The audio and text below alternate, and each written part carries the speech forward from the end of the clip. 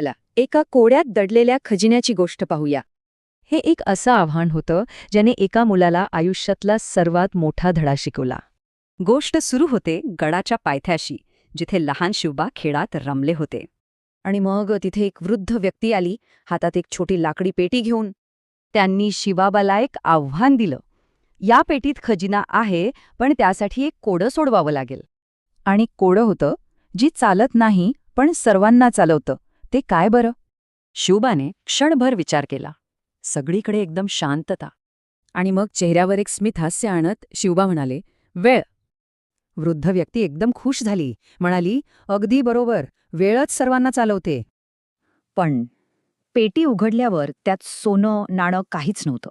कारण खरा खजिना सोन्याचा नव्हता, तो होता ज्ञानाचा. एक पुस्तक आणि एक संदेश. आणि त्या संदेशात लिहिलं होतं, जो वेळेचा आदर करतो तोच खरा विजेता ठरतो. आणि जिजाऊंनी तर याला दुजोरा दिला, शुभा, बुद्धी आणि संयम हेच खरे खजिने आहेत.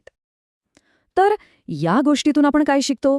विचारपूर्वक निर्णय घेणं आणि वेळेचं महत्त्व ओळखणं. कारण ज्ञान हाच खरा खजिना आहे.